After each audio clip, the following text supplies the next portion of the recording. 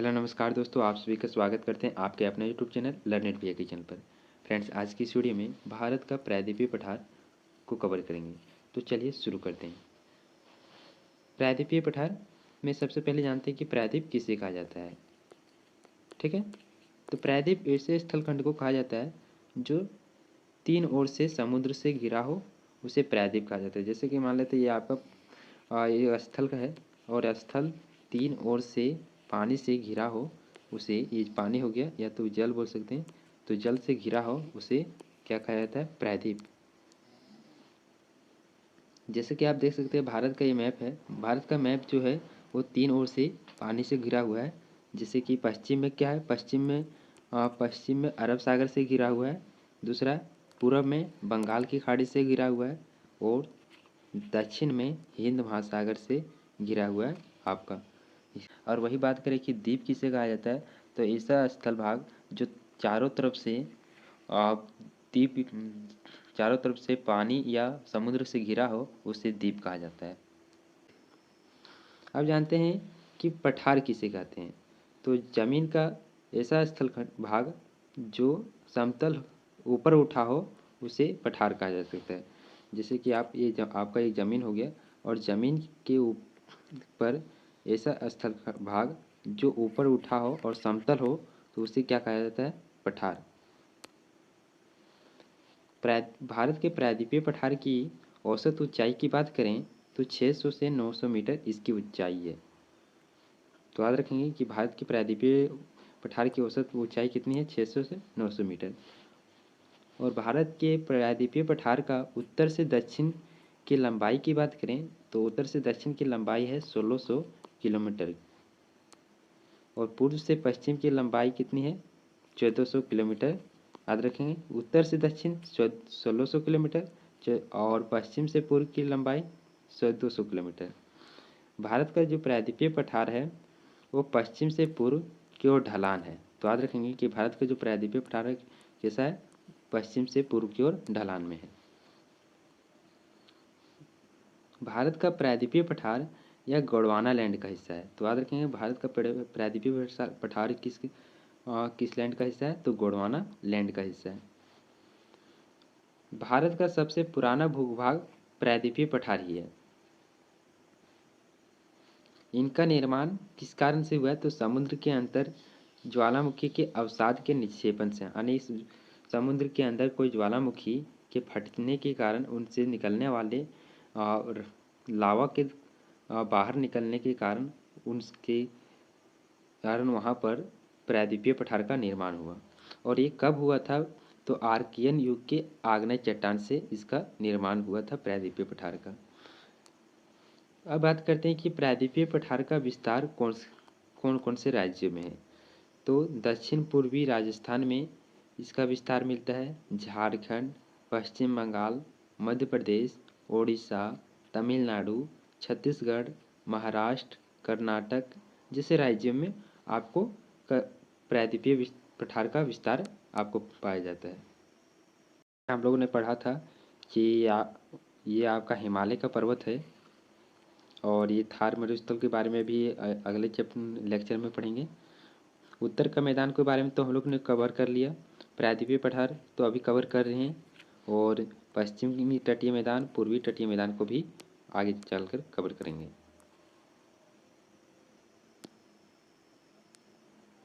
तो ये आपका हो गया ये प्रायद्वीपीय पठार, वही मैप है जिसमें दक्षिण का पठार पढ़ेंगे। इसमें एक एक करके सभी को कवर करेंगे। प्रायद्वीपीय पठार के भाग यानी प्रायद्वीपीय पठार के अंतर्गत आने वाले कौन कौन से पठार हैं। तो पहला है आपका मालवा का पठार, दूसरा छोटा नागपुर का पठार, ऐसे ही बुंदेलखंड का पठार, बघेलखंड का पठार, छोटा नागपुर का पठार, दंडकारण्य का पठार, दक्कन का पठार, कर्नाटक का पठार, तेलंगाना का पठार। अब जानते हैं इस प्रायद्वीपीय पठार की प्रमुख चोटियाँ। अरावली पर्वत, विंध्यन पर्वत, सतपुड़ा पर्वत, पश्चिमी घाट, पूर्वी घाट इसमें प्रायद्वीपीय पठार के भाग हैं। तो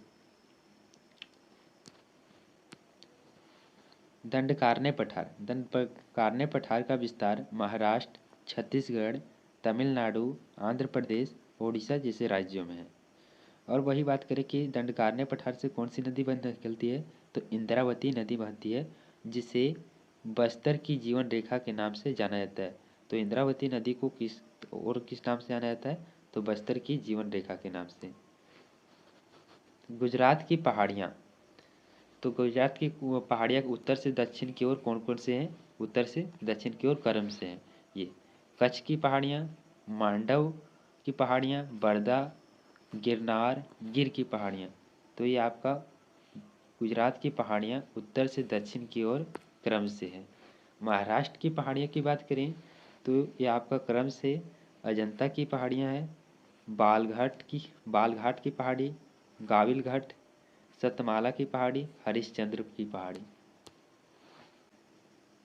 प्रायद्वीपीय भारत के पठार के अंतर्गत बुंदेलखंड का पठार, मालवा का पठार, छोटा नागपुर का पठार, शिलोंग का पठार, दक्कन का पठार, बुंदेलखंड का पठार, तेलंगाना का पठार, कर्नाटक का पठार, इनको अध्ययन करेंगे। इनमें अरावली की पर्वत पढ़ेंगे और विंध्य की पर्वत, मैकाल श्रेणी, सतपुड़ा श्रेणी के बारे में भी पढ़ेंगे। इससे पहले मैंने हिमालय में ट्रांस हिमालय, महान हिमालय, मध्य हिमालय और शिवालिक हिमालय के बारे में पढ़ें, जिनका अगर आप इनका वीडियो चाहते हैं तो वीडियो के डिस्क्रिप्शन में इनका लिंक दे दिए हैं।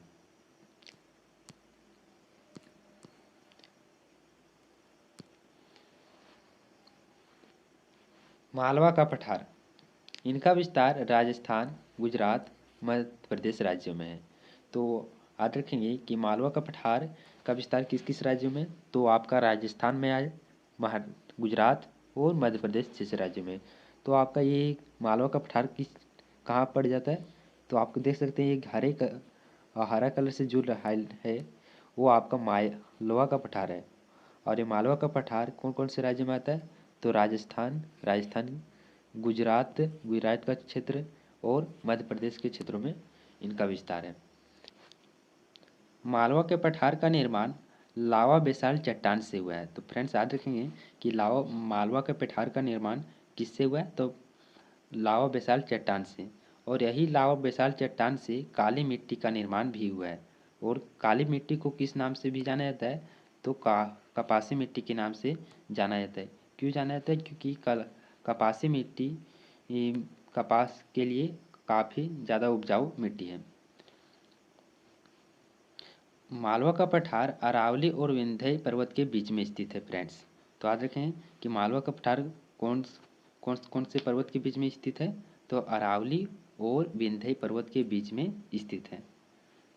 और मालवा का पठार का जो ढलान है वो उत्तर पूर्व की ओर, तो ये आपका मालवा का पठार ग्रीन कलर से है, जो उत्तर पूर्व से है आपका इसका ढलान है। मालवा के पठार से कौन कौन सी नदी निकलती है, तो चंबल, सिंधु, बेतवा, कैन, ये सभी नदियाँ निकलती है और ये अमुना की सहायक नदी है। बुंदेलखंड का पठार, जिनका विस्तार उत्तर प्रदेश और मध्य प्रदेश राज्य में है। तो ये आपका बुंदेलखंड का पठार है जो ब्लू कलर से है। तो बुंदेलखंड का पठार उत्तर प्रदेश और मध्य प्रदेश राज्यों में है। बघेलखंड का पठार का विस्तार उत्तर प्रदेश, मध्य प्रदेश, छत्तीसगढ़ में। तो बघेलखंड का पठार ये आपका ऑरेंज कलर से है, जो कौन कौन से राज्यों में, तो उत्तर प्रदेश, मध्य प्रदेश, छत्तीसगढ़ राज्यों में है। इधर आपका दक्कन का पठार स्थित है और तेलंगाना का पठार, कर्नाटक का पठार, ये आपका ग्रीन कलर से इधर का शिलोंग का पठार है और यहाँ दंडकारण्य का पठार स्थित है।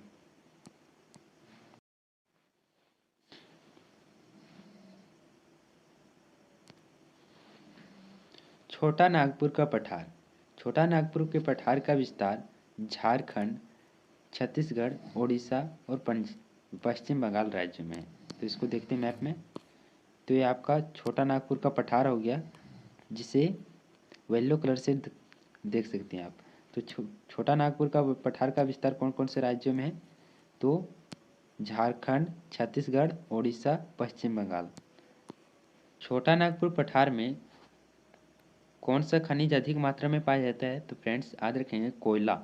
छोटा नागपुर पठार में कोयला सबसे अधिक मात्रा में पाया जाता है, जिसके कारण छोटा नागपुर पठार को भारत का रूर प्रदेश भी कहा जाता है। तो याद रखेंगे फ्रेंड्स, भारत का रूर प्रदेश के नाम से किससे कहा जाना जाता है? तो छोटा नागपुर के पठार को जाना जाता है।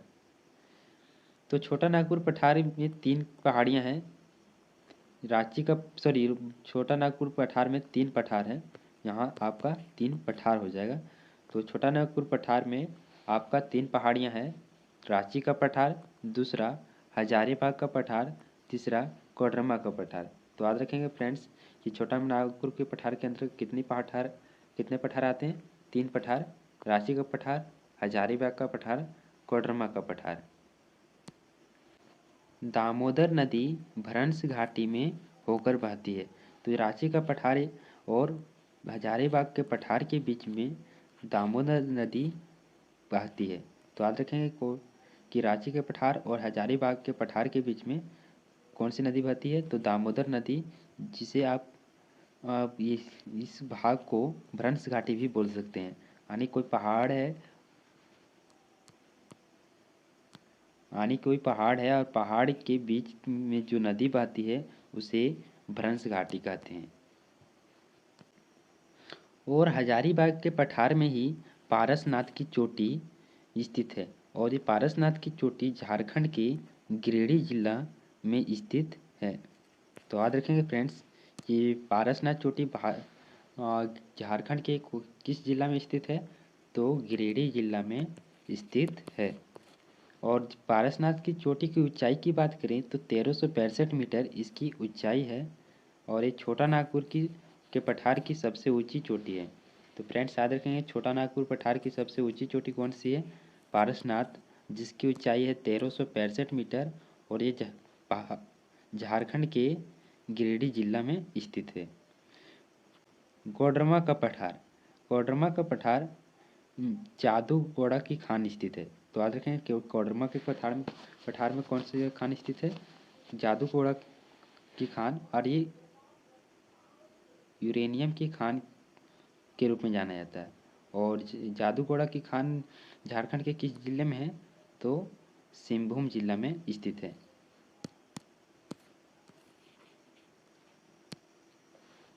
मेघालय के पठार। तो मेघालय का पठार का विस्तार राजमहल की पहाड़ियाँ जो झारखंड में ही स्थित है। तो याद रखेंगे राजमहल की पहाड़ियाँ पूछ लिया जाता है कि किस राज्य में है? तो राजमहल की पहाड़ियाँ झारखंड राज्य में ही है। तो मेघालय का पठार का विस्तार राजमहल की पहाड़ियों तक है। इनका मेघालय के पठार का अन्य नाम शिलोंग का पठार है। यानी मेघालय की राजधानी क्या है? शिलोंग। शिलोंग के नाम पर ही इनका नाम शिलोंग का पठार रखा गया है। यह प्रायद्वीपीय भारत का भाग है। ऐसा नहीं कि आप नहीं ऐसे सोच सकते हैं कि ये प्रायद्वीपीय पठार है, प्रायद्वीपीय भाग तो इतना ही है, तो प्रायद्वीपीय भाग में इतना ही आना चाहिए, लेकिन ये भी प्रायद्वीपीय भाग के अंतर्गत आता है मेघालय का पठार। मेघालय के पठार के अंतर्गत 5 पहाड़ियाँ आती हैं: गारो, खासी, जयंतिया, मिकीर, मैग्मा। ये गारो, खासी, जयंतिया तीनों मेघालय राज्य में स्थित है। मिकीर, मैग्मा असम राज्य में स्थित है। जो है खासी पहाड़ियाँ मेघालय की राज्य शिलोंग है। मेघालय की राज्य के नाम से किसे आना था? तो शिलोंग। और चेरापूंजी शिलोंग में खासी की पहाड़ियाँ में ही मानसिंह राव चेरापूंजी, जो विश्व की सर्वाधिक वर्षा वाला स्थान यहीं पर स्थित है, खासी की पहाड़ियाँ में। और खासी की पहाड़ियों में सर्वाधिक वर्षा वाला पहाड़ी खासी ही है। तो याद रखेंगे सर्वाधिक वर्षा वाली पहाड़ी कौन सी है? तो खासी।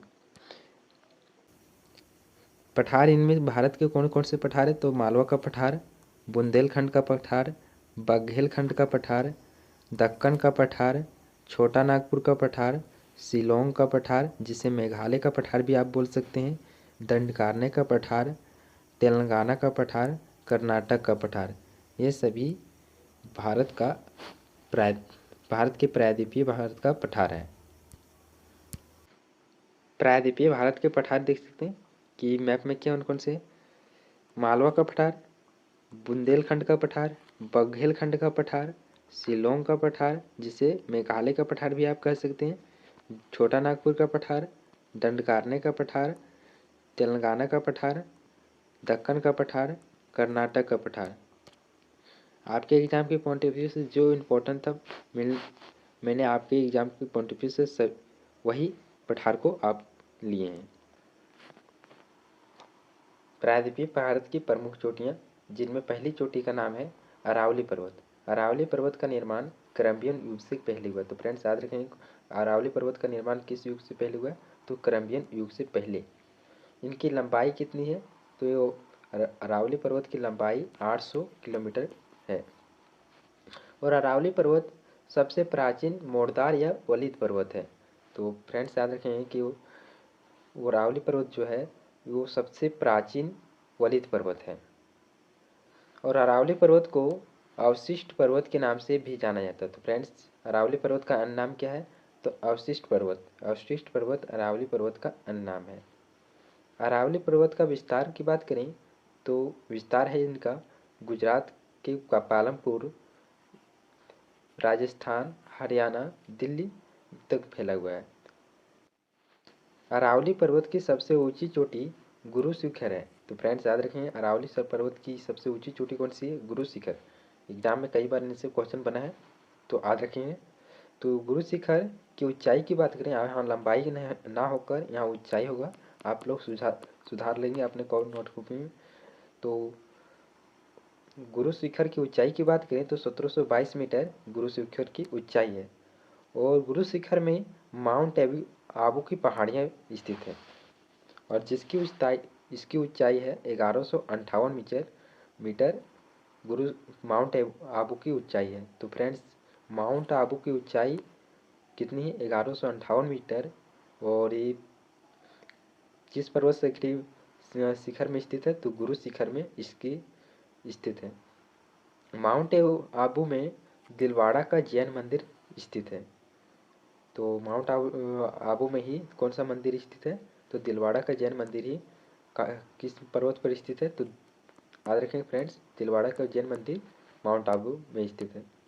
और सिरोही का जिला राजस्थान जो गुरु शिखर की पहाड़ियों में ही स्थित है। दक्षिण की पहाड़ी जिसे जरगा हिल्स या राज के नाम से जाना जाता है, 1220 मीटर, ये अरावली पर्वत में ही स्थित है। हर्षनाथ की पहाड़ी 900 मीटर, गोरन की घाट की दर्रा गुजरात में जो अरावली पर्वत के भाग ही है। अरावली पर्वत की सबसे ऊंची चोटी गुरु शिखर है। फ्रेंड्स याद रखें कि अरावली पर्वत की सबसे ऊंची चोटी कौन सी है? गुरु शिखर। जिसकी ऊंचाई की बात करें तो यहाँ ऊंचाई होगा आपका, तो इसकी ऊंचाई है 1722 मीटर अरावली पर्वत की ऊंचाई। और अरावली पर्वत में माउंट आबू की पहाड़ी स्थित है। और माउंट आबू की पहाड़ी की बात करें, इसकी ऊंचाई की बात करें तो 1158 मीटर इसकी ऊंचाई है माउंट आबू की। और माउंट आबू की पहाड़ी में दिलवाड़ा का जैन मंदिर स्थित है। तो फ्रेंड्स याद रखेंगे कि दिलवाड़ा का जैन मंदिर किस पर्वत पर स्थित है? तो माउंट आबू पर। और ये गुरु शिखर आपका राजस्थान के सिरोही जिला में स्थित है। तो फ्रेंड्स याद रखेंगे कि ये गुरु शिखर किस राज्य में है? तो राजस्थान के सिरोही जिला में स्थित है। और माउंट आबू की पहाड़ियाँ भी गुरु शिखर में स्थित है।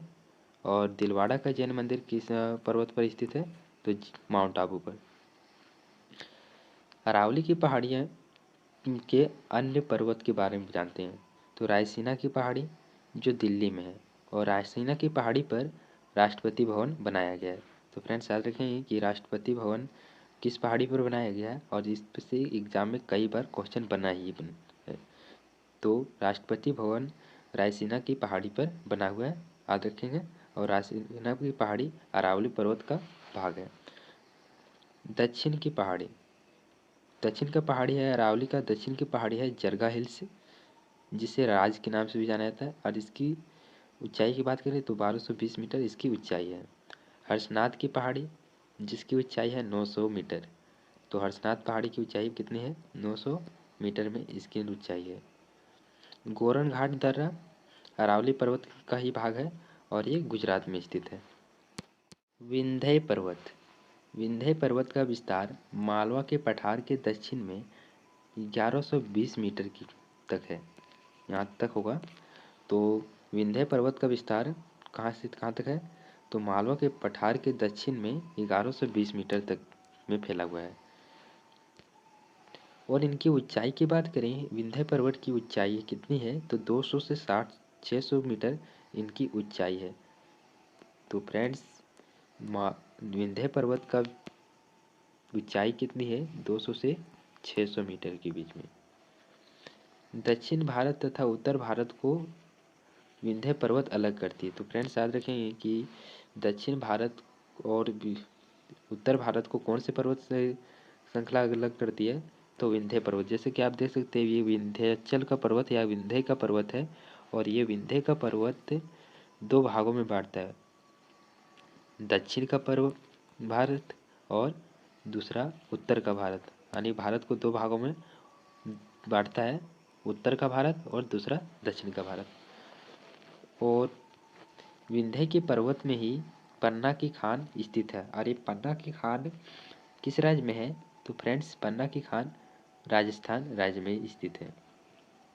विंध्य पर्वत का निर्माण बलुआ पत्थर और क्वार्टजट पत्थर से हुआ है। तो फ्रेंड्स याद रखेंगे कि विंध्य पर्वत का निर्माण किस किस पत्थर से हुआ है, तो बलुआ पत्थर और क्वार्टजाइट पत्थर से हुआ है। विंध्य का पर्वत या विंध्याचल का पर्वत का विस्तार बात करें, तो खंभात की खाड़ी से मध्य प्रदेश, उत्तर प्रदेश, बिहार, उड़ीसा, सोन व गंगा नदी तक है। तो याद रखेंगे कि विंध्याचल पर्वत का विस्तार खंभात की खाड़ी यानी गुजरात से लेकर मध्य प्रदेश, उत्तर प्रदेश, बिहार, उड़ीसा, सोन व गंगा नदी तक फैला हुआ है। सतपुड़ा पर्वत या भ्रंश पर्वत या फिर ब्लॉक माउंटेन का एक उदाहरण। तो फ्रेंड्स याद रखेंगे कि सतपुड़ा पर्वत किस प्रकार के पर्वत का उदाहरण है, तो भ्रंश पर्वत।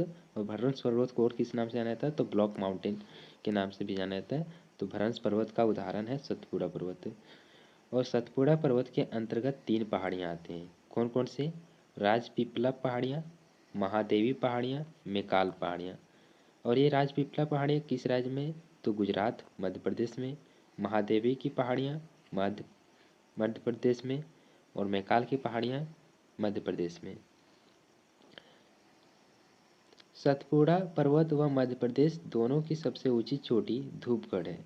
तो फ्रेंड्स याद रखेंगे, सतपुड़ा पर्वत की सबसे ऊंची चोटी कौन सी है, धूपगढ़। मध्य प्रदेश की ऊंची चोटी कौन सी है, धूपगढ़। तो दोनों की सबसे ऊंची चोटी कौन सी हो जाएगी, धूपगढ़।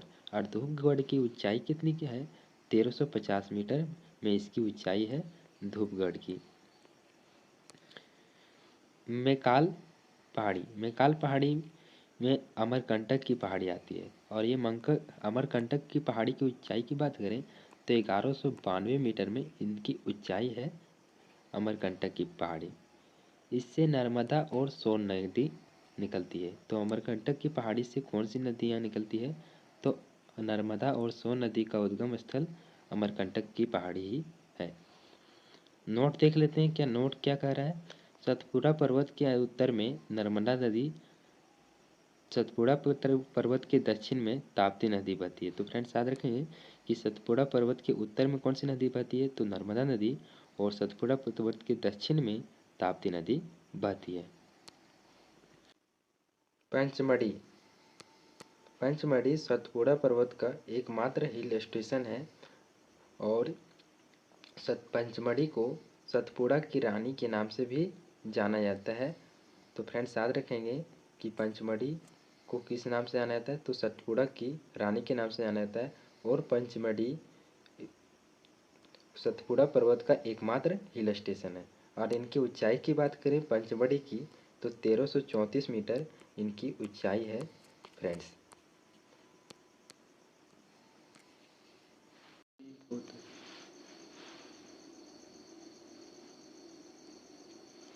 पश्चिमी घाट, जैसे कि आप मैप में देख सकते हैं, ये आपका पश्चिमी घाट है, और ये इस तरफ का भाग को पूर्वी घाट कहते हैं।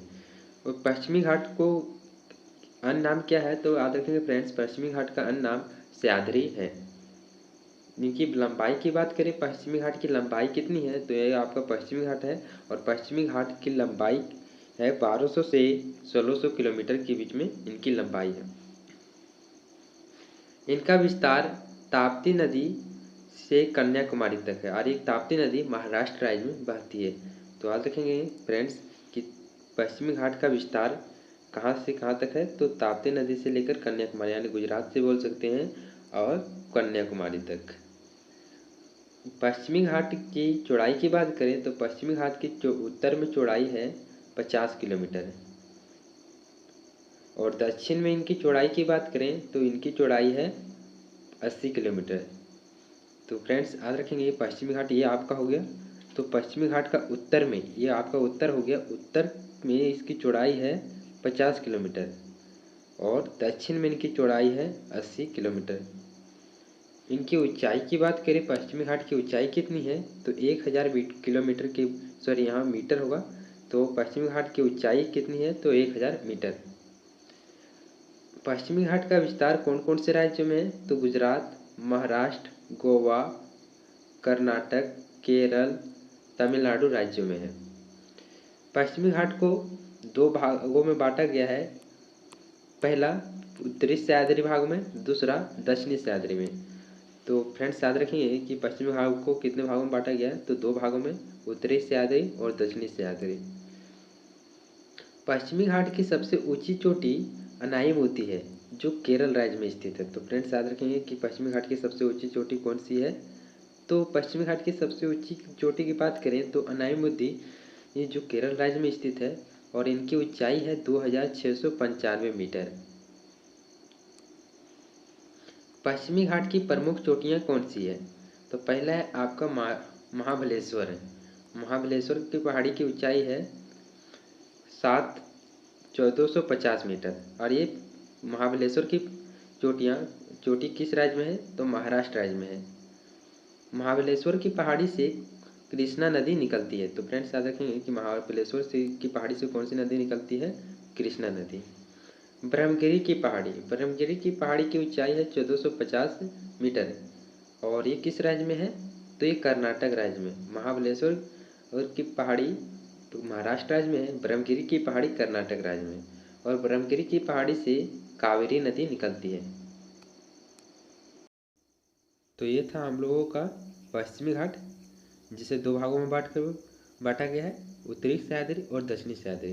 पश्चिमी घाट की प्रमुख चोटियाँ हैं महाबलेश्वर की चोटी, ब्रह्मगिरी की चोटी। महाबलेश्वर की चोटी की ऊंचाई है 1450 और ब्रह्मगिरी की चोटी की ऊंचाई है 1450, दोनों की ऊंचाई सेम है। इनका महाबलेश्वर की पहाड़ी है महाराष्ट्र राज्य में, ब्रह्मगिरी की पहाड़ी कर्नाटक राज्य में। महाबलेश्वर की पहाड़ी से कौन सी नदी निकलती है? तो कृष्णा नदी। और कावेरी नदी कौन सी पहाड़ी से निकलती है? तो फ्रेंड्स याद रखें, ब्रह्मगिरी की पहाड़ी से।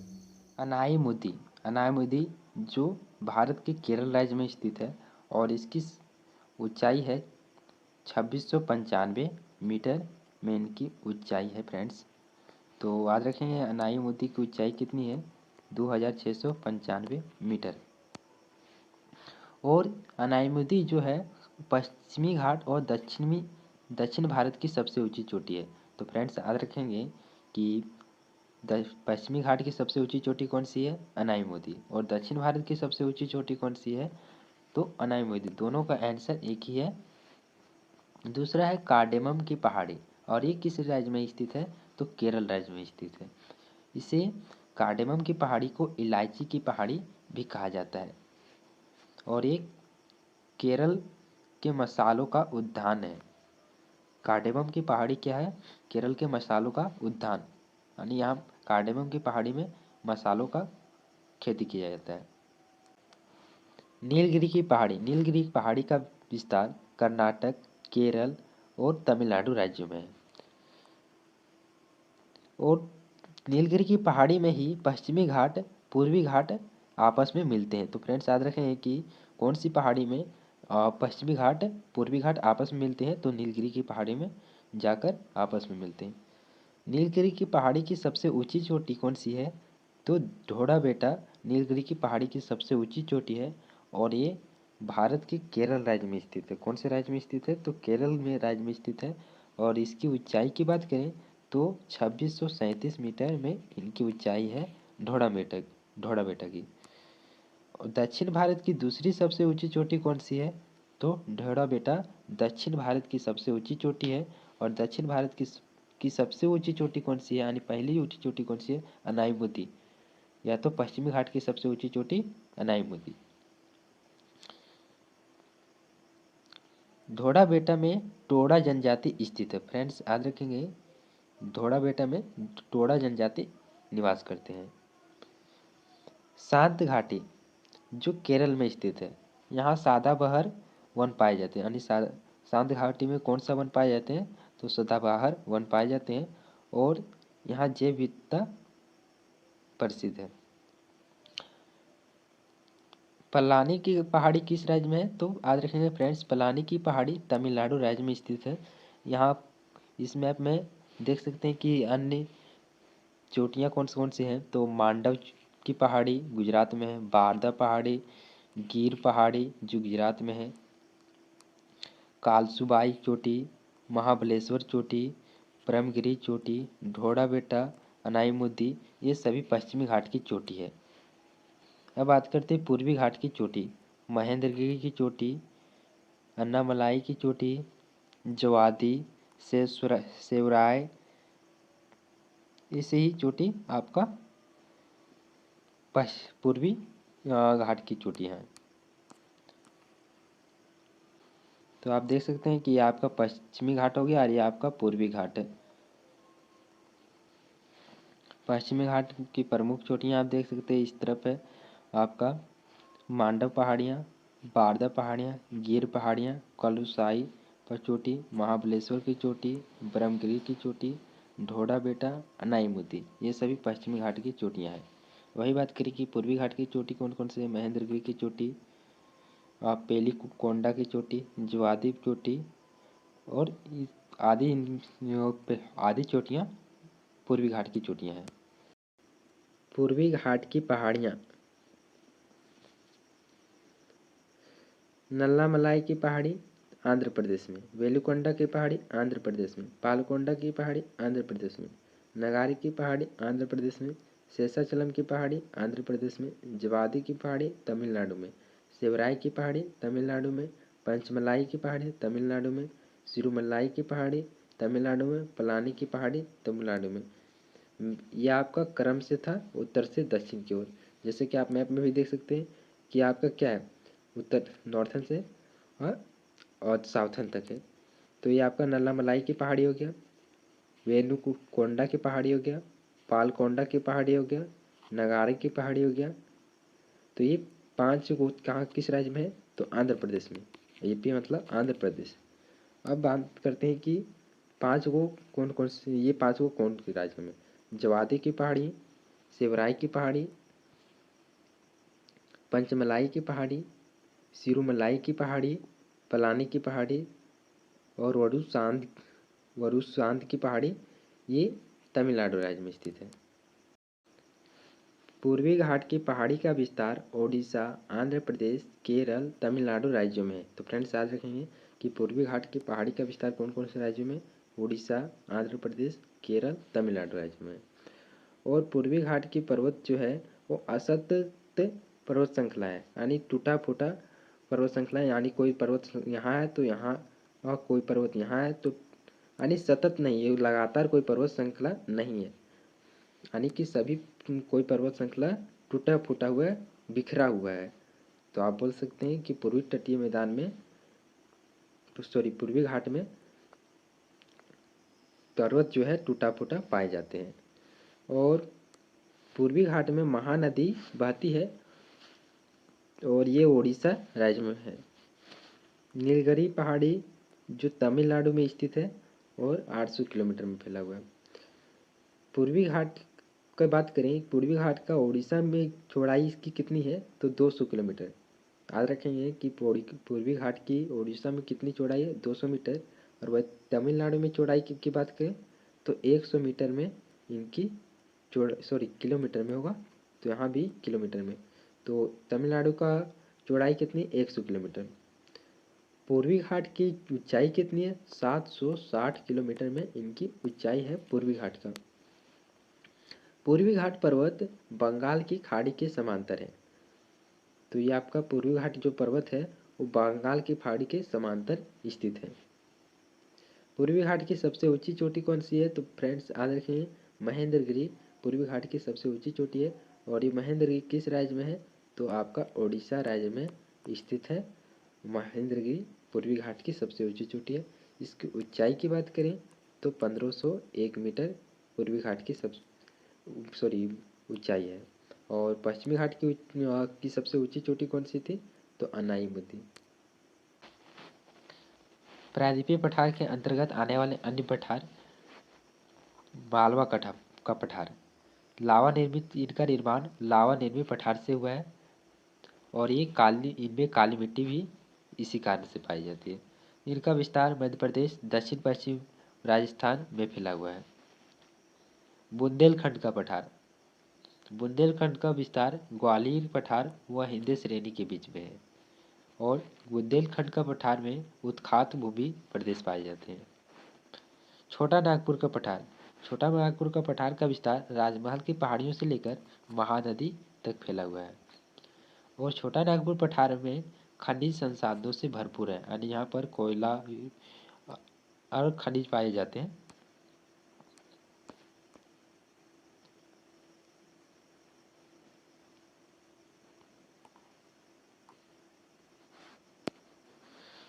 दंडकारण्य का पठार दक्षिण छत्तीसगढ़ व पूर्वी महाराष्ट्र क्षेत्र में फैला हुआ है। तो याद रखें दंडकारण्य पठार का विस्तार दक्षिण छत्तीसगढ़ से पूर्वी महाराष्ट्र क्षेत्र में है। और दंडकारण्य पठार अनुपजाऊ एवं ऊबड़ खाबड़ क्षेत्र यानी इनमें कृषि नहीं की जा सकती है। मेघालय का पठार जिसे शिलोंग का पठार के नाम से भी जाना जाता है। इसके दक्षिण में गारो खासी जयंतिया की पहाड़ियाँ स्थित है। तो याद रखेंगे कि मेघालय के पठार के अंतर्गत कौन कौन से पहाड़ी आते हैं तो गारो खासी जयंतिया 3 पहाड़ियाँ आते हैं।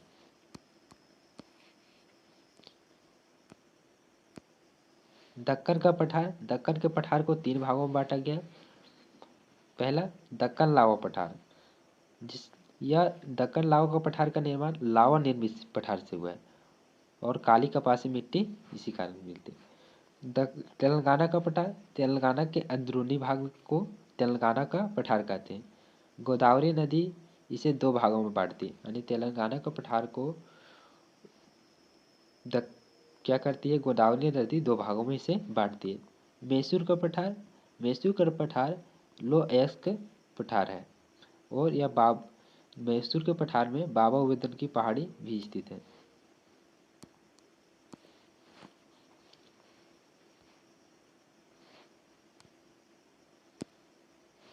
विंध्य श्रेणियाँ तथा सतपुड़ा श्रेणियाँ भारत को 2 भागों में विभाजित करती है उत्तरी भारत तथा दक्षिणी भारत। पश्चिमी घाट एवं पूर्वी घाट को दक्षिण में नीलगिरी पहाड़ियाँ मिलाती है। तो याद रखेंगे पश्चिमी घाट और पूर्वी घाट को कौन सी पहाड़ियाँ दक्षिण में मिलाती है तो नीलगिरी की पहाड़ियाँ। दक्षिण भारत की सर्वोच्च चोटी है आपका अनाईमुद्दी जो केरल में स्थित है। और इसकी ऊंचाई है 200,695 मीटर। फ्रेंड्स ये था हम लोगों का भारत का प्रायद्वीपीय पठार जिसे हम लोगों ने अच्छे से कवर किया। अगर वीडियो अच्छा लगा तो वीडियो को लाइक करें चैनल को सब्सक्राइब करें और अपने दोस्तों को ज़रूर शेयर करें। अगर आपको बता दें कि अगर आपको इनका PDF चाहिए तो PDF के लिए हमारे टेलीग्राम चैनल लर्नेड भैया को ज्वाइन करें जहाँ से आपको PDF डाउनलोड कर सकते हैं।